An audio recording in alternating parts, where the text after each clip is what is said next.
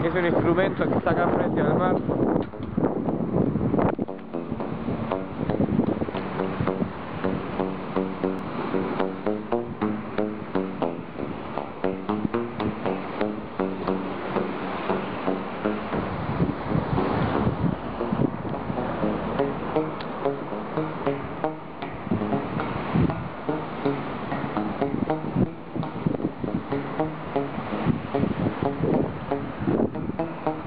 No sé si pueden ver el mar atrás. Ahí está la luna. Ahí está Roger. Acá está el instrumento. Ahí está el mar. Nos vamos. Espero que les haya gustado el recital de Roger. Commander en vivo acá.